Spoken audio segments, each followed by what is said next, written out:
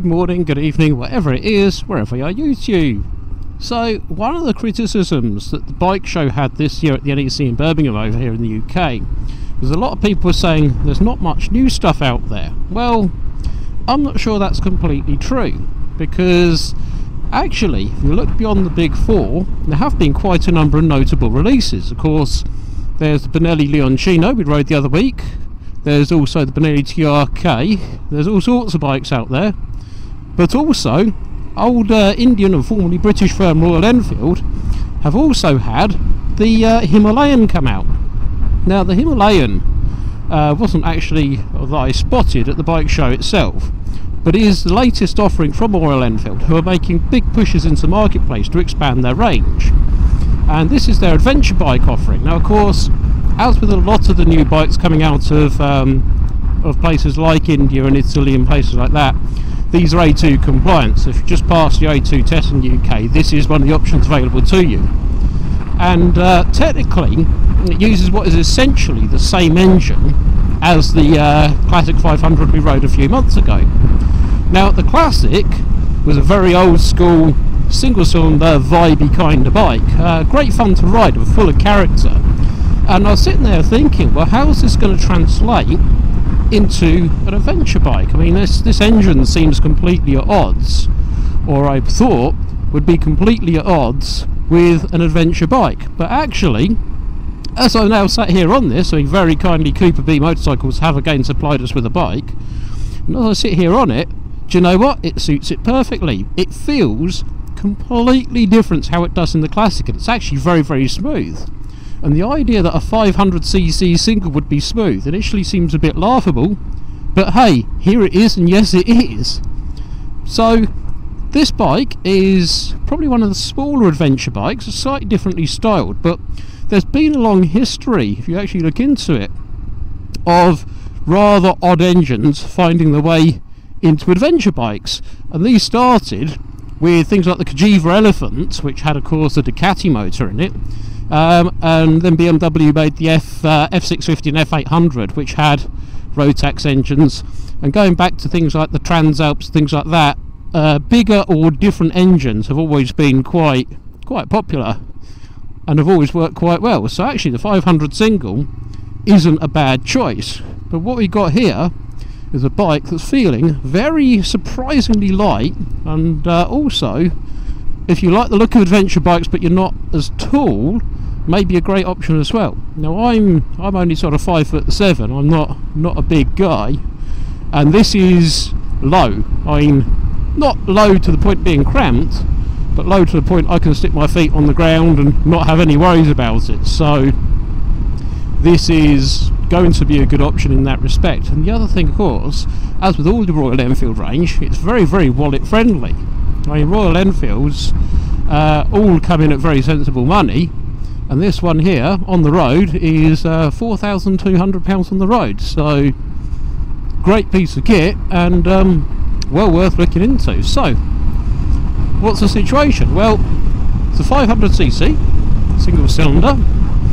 It's got a nice comfortable riding position, good comfortable seat, I'm very impressed with that, and nothing seems to catch you out. Again, these roads around here, this is, you know, a couple of days before Christmas, and they're very slippery and damp, and this has given me no concern at all. And a bigger concern is the fact the visor's constantly steaming up because it's only about 6 or 7 degrees. But yeah, so it feels very differently tuned to how it did in the 500 in the Classic. We're sitting here sort of 60 miles an hour and no problems at all in that respect. And yeah, we're just chugging down the road in a very worthwhile way. So this feels like it's got longer legs than the 500. I mean, this doesn't feel like it was struggle on a motorway at all. And it is still the same engine, but I'm guessing it's tuned slightly differently and geared slightly differently. I guess it's a slightly different experience, but it does suit this bike really well. So what we got here? Well, display wise, we've got the gear position indicator here showing us we're currently in 5th gear. We've got useful, big, easy to read fuel gauge, which is always a bonus. We've got very clearly legible speedo. We've got very nice clear vibration free mirrors and a compass. So at the moment, of course, we're going south, and tacho's there as well. I mean, it's pretty redundant because you could just feel what the engine's doing, but tacho is there and does its job nice and quietly in the background, and it feels perfectly good, well built, and doesn't feel like it's about to fall apart. I mean, I'm actually genuinely stunned how little vibration there is in this. It's very, very, very smooth. I mean, when I was handed the bike over, I was told you'd be amazed how little vibration there is. A really smooth engine compared to when it's in the 500. I thought, well, okay, but how different can they really be? The answer on that, frankly, is very, very different. This is a completely different animal. It might share the same basic engine, but you think, well, you know, a lot of companies have tried the modular thing where different chassis or different bodywork and suspension is put onto the same basic bike to create different bikes.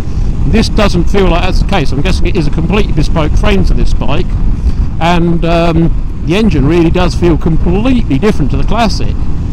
It seems to have lost a little bit of the mid-range shove, but it seems to feel a lot better overall in terms of top-end power. I won't say top-end, it seems just to feel very differently tuned.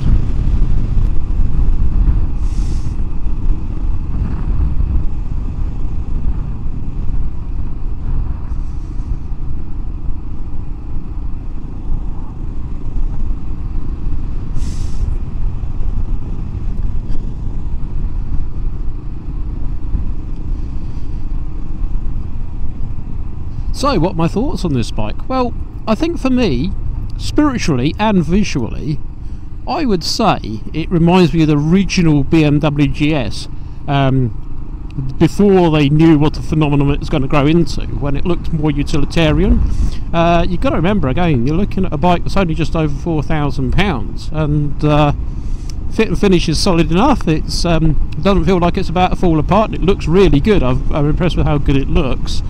And yeah, it's a comfortable bike, feels very usable, and I'd absolutely be happy to run one of these as a daily commuter. I think it'd make a great bike for carving through a city as well as on open roads, and I can't give this one the beans. It's got sort of 35 miles on the clock, so I'm not going to abuse this one because A, it's not my bike, and secondly, I don't want to kill it. But yeah, I think there's definitely a lot to be said for just looking away from the big four. I mean, the big four are making some great bikes, but there is plenty of variety out there if you want something that's not from the big four. So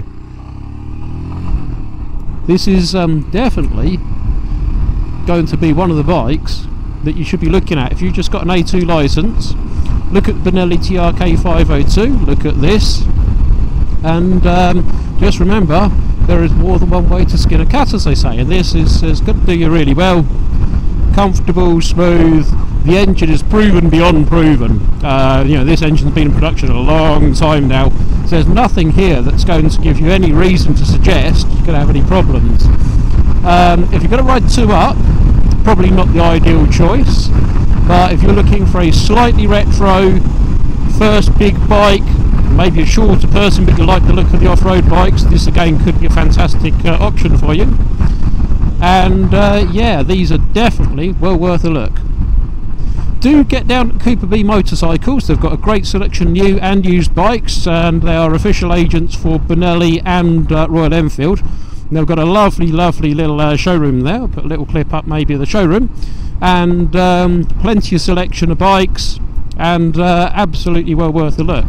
So do get down to Cooper B Motorcycles. If you like these videos, give them a like and a thumbs up, and we'll see you soon.